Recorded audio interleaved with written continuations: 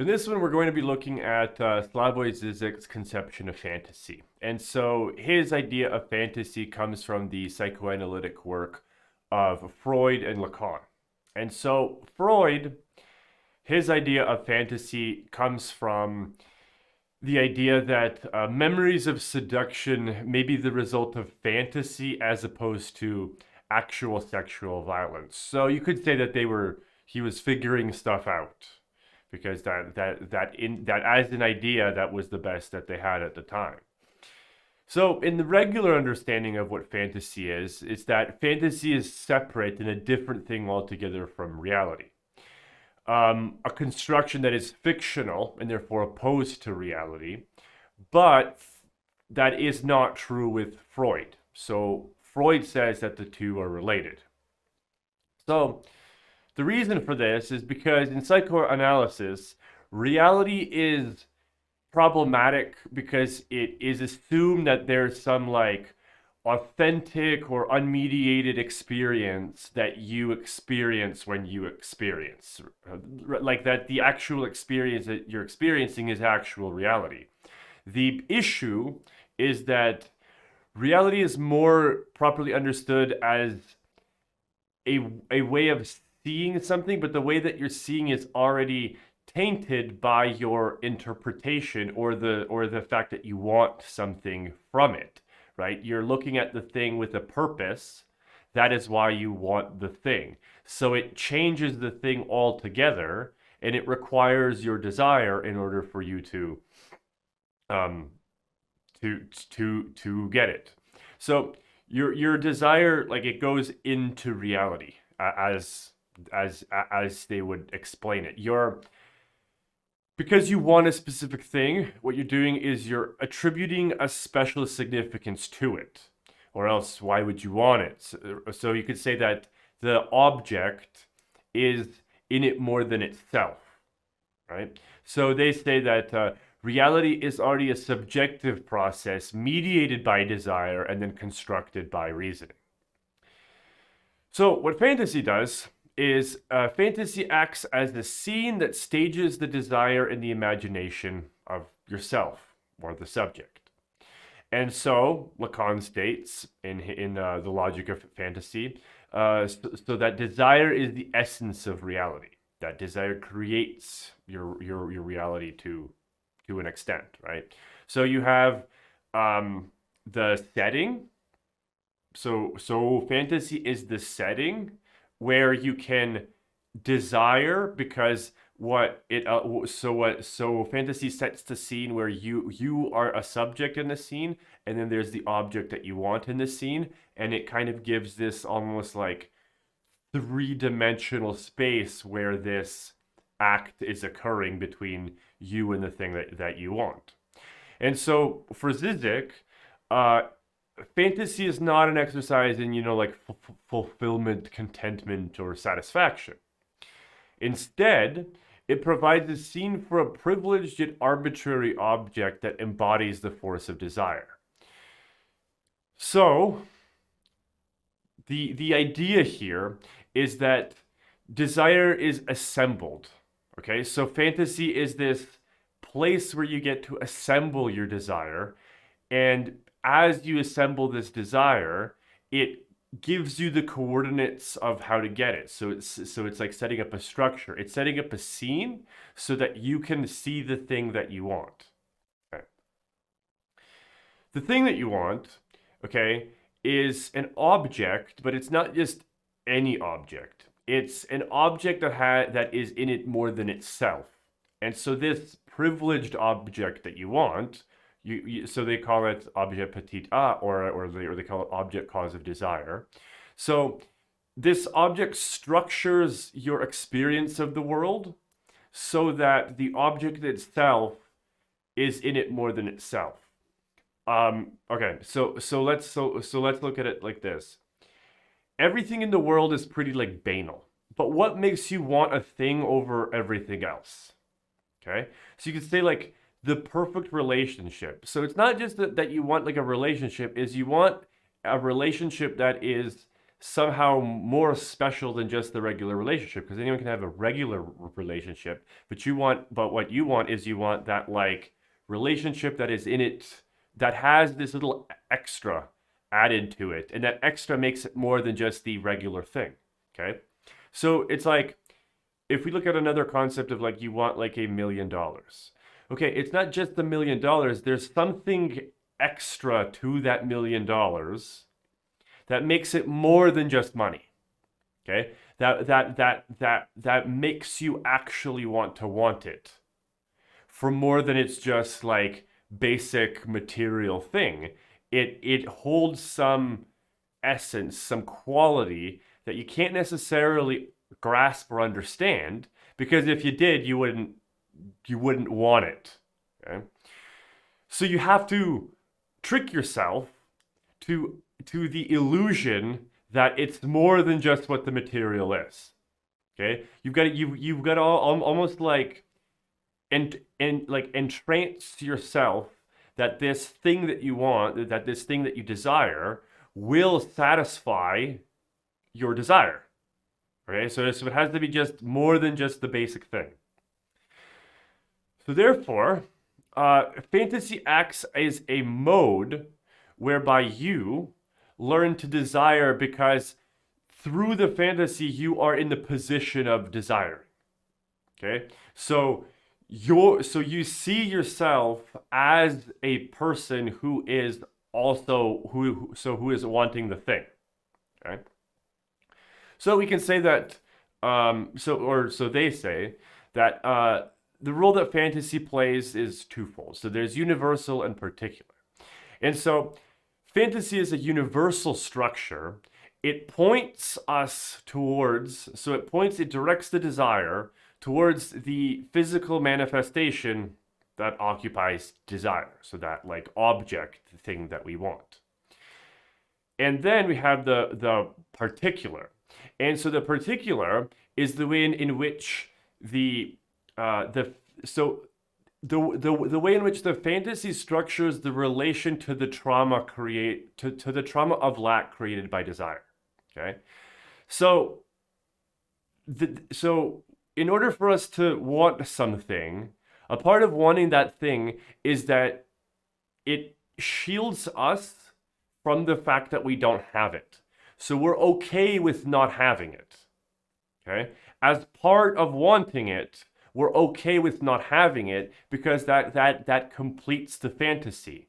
Because it shields you from the fact that you don't have it, but you're okay with that because you're in the mode of desiring. You're caught up in the fantasy that this thing will, like, so that this thing has the promise of filling in that void, of filling in that gap in your desire.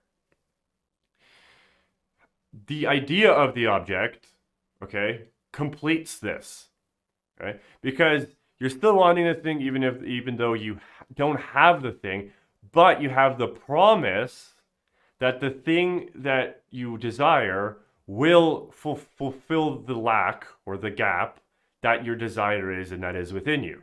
Okay, that it will give you satisfaction if you get it.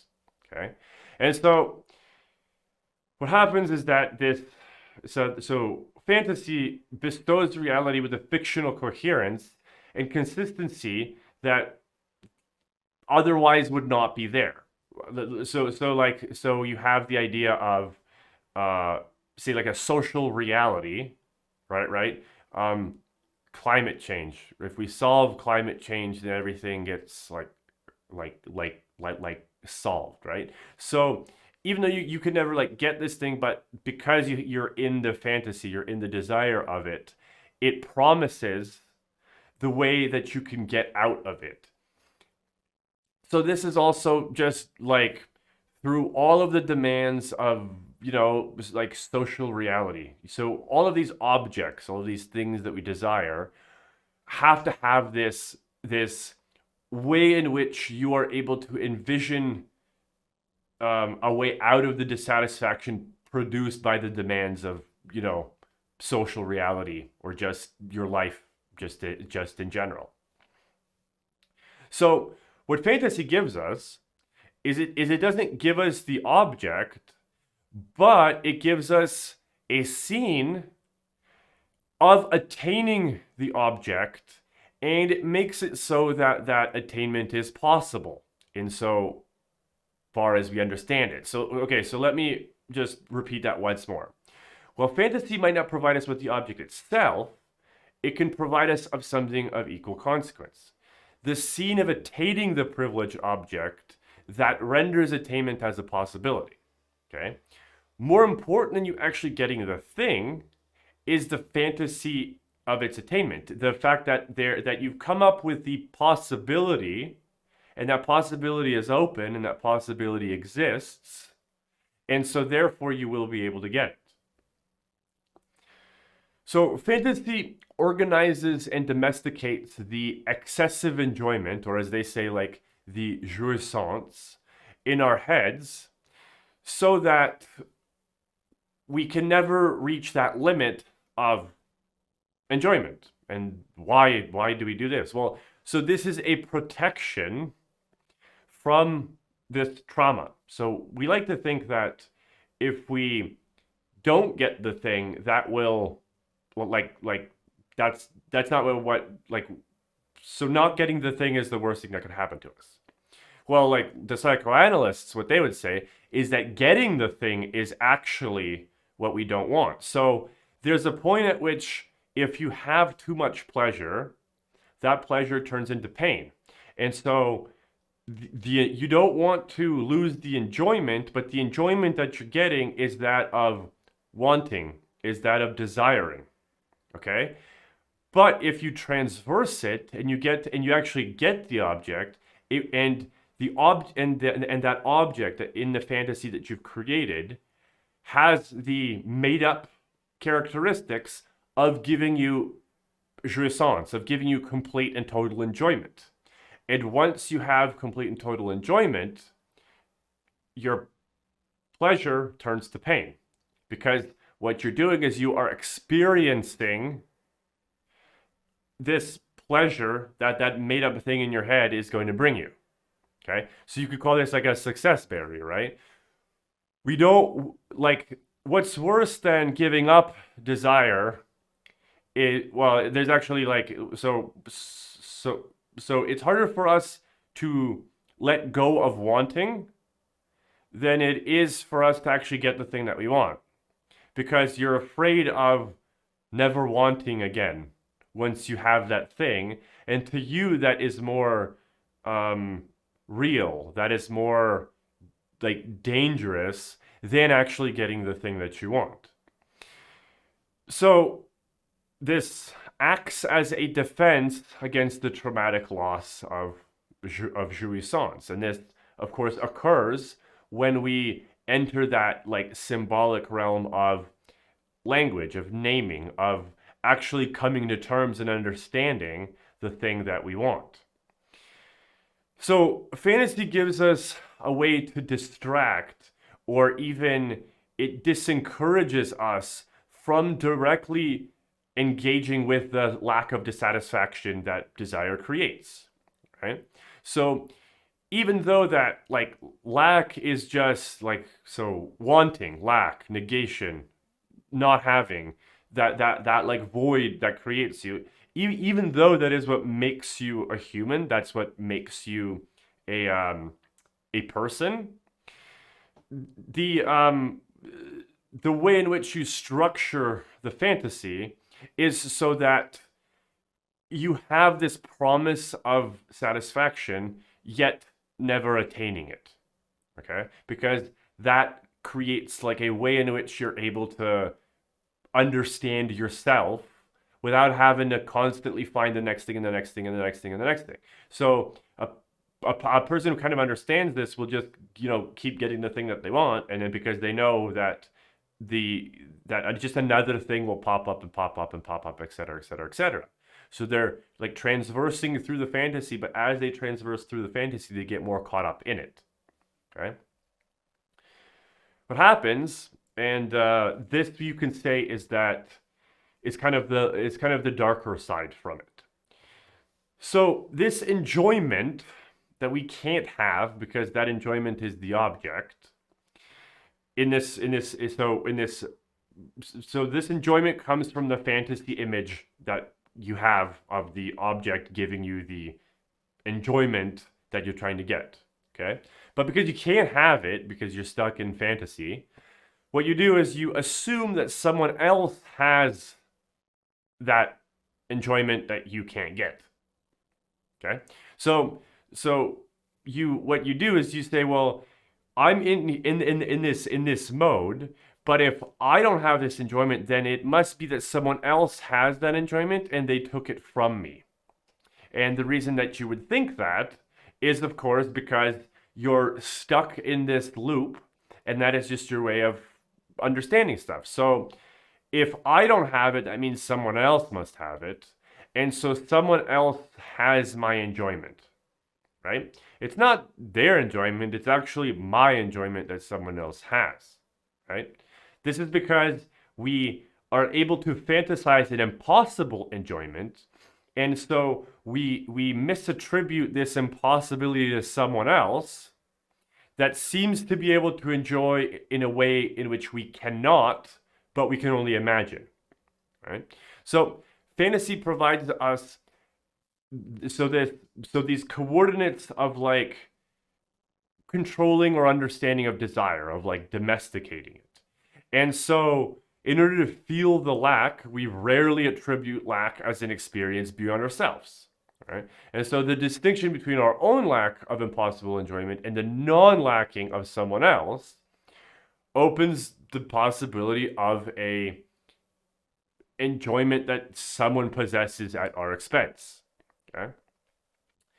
So it's like a logical thing, right? Like if I'm missing something, that's because someone else stole it, right? And you can say that this is like some like capitalistic understanding because that's what Zizek did, right? It's like I don't have I don't that thing that I don't have and never did, now someone else doesn't have, right? But what they're not having is like because there's nothing to be had because you don't have it and you never had it and it's just an idea, it's just a fantasy. Someone else is now holding your negation. If you want to look at it in like symbolic logical form, right? The thing that you want, that idea, that object that you don't have, that's just an idea. You don't have that. That is a lack. Okay? And now you don't have it, but now someone else also doesn't have it, but what they're not having is the thing that they're not having, you're not having of it. If I can like put this into like logical form. So it's not like that. So someone is possessing your desire, you could say in a way. So someone is possessing your wanting of the thing. Okay? It's not the thing that they possess necessarily, because it doesn't have to be. What they're possessing is the actual want. Okay? Because that is all you have. You don't ever have the thing, you have the wanting of the thing. That is your whole understanding of what the thing is. You just have the negation, you just have the want. Okay? So, of course, so this is like the non-lacking status that takes the form of a person or a thing, and we just understand that through like cultural myth. Okay? Going further, so fantasy offers us the illusion that the object we pursue will assuage the discomfort of lack, okay? And we assume that getting the thing will actually fulfill our lack because it presents itself as the cure for lack. But desire, okay, its function on the attainment of the object of our fantasies, while drive reaches satisfaction through continual pursuit of the object. So desire makes it so that the actual function of desire is not the object, it is the wanting of the object. It is the thing itself. So that you have like desire itself, and then you have this object of our fantasies.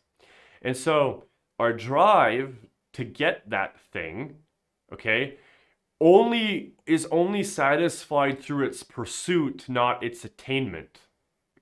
Because once you attain it, desire dies and drive has nothing to go after. So drive just stops. But the point of drive is continual pursuit, it's not attainment. So what happens is that our drive function, okay, by repeating this cycle over and over again, wherever desire places the faith in the fact that there's a redeeming quality of this object, then that object and our desire works in two ways. So it supports the fantasy in two ways. So first, it's at the site that you invest in hope for an enjoyment that will return you to the point of not wanting anything, to like a non-lacking state, right? And then the fact that like you're able to actually tolerate this status of not wanting anything, but that status is of course just, you could say that that status is death. And second, you have it as a phantasmatic. And so this is the arbitrary promise of a non-lacking status that does not exist, which replaces the partial and obtainable enjoyment by holding out the idea of a total enjoyment that it ultimately cannot produce or guarantee. So what desire does is it moves forward and it goes from object to object to object, because every new object always so for every new object, so for every new instance of the object, our fantasy so it always fails to provide satisfaction that you believe it will provide. So it always just remains the same, but our desire forces us to search for the impossible and to keep searching for the impossible, because that is what every object represents. It's always failure. Okay. And so the idea is like this. It's that you don't lack anything outside of yourself, right? Lack is misattributed as a negative category that you can overcome by addition. Okay. So, we view lack in a negative way. So we view emptiness, we view voidness, we view negation as a negative. And I mean like, and I don't mean it in like the logical form, I mean it, you just view that as a bad thing. Okay? And so you think that if you add something to the void, like if you keep filling the void, and now the void is infinite, right? But you feel as if so long as you keep adding to it, then that will like addition will negate the subtraction, and then you'll have nothing. Okay? But the issue is like you already have nothing. Like there's nothing that can complete you. You're already complete. So you can't become better by like adding stuff to the desire that you are, because you're always desire. So look at so it's put the best like this. So the subject lacks, but what it lacks is nothing, and each new object fails to satisfy because it can only offer something. Okay? So one last time. So the subject lacks, but what it lacks is nothing, and each new object fails to satisfy because it can only offer something. Your desire, it's a void, it's a negation, it's already complete. It is what it's supposed to be. But you think that it shouldn't be you shouldn't be like a subject. You shouldn't be a wanting thing. You shouldn't be a negation. You shouldn't be like a void. You shouldn't be like a hole. But that's a misunderstanding, or that's assuming that negativity is bad. When really, if you look at like science, you need the positives and the negatives. If you look at art, unless you have a background, you can't have a foreground. So you need the negative. You need the negative to work in conjunction with the positive, but not because it's trying to cancel itself out, but because they have to exist simultaneously at the same time. So this is a parallel, or or this is kind of like the conclusion of Buddhism. So with Buddhism, or and I should mention like Nagarjunian like Buddhism, the self is seen as a void. The self is lack. It's nothing. It's negation, and it's not even nothing. It's no thing. So it's not even that it can be talked about. Like there's no reference to it. So when you just say it's like nothing, what you're saying is it's no thing. So there's no reference to it. It can't be talked about. That's the whole idea to it. And so if you loop it back to fantasy and like this whole psychoanalytic idea of of what the self is, of what desire is, of desire being like a negative, a hole, a void, it's still that same idea. Is it's is you're misattributing lack. So lack is misattributed as a negative category that can be overcome by addition, right? So what the subject lacks is nothing, and each new object fails to satisfy because it can only offer something.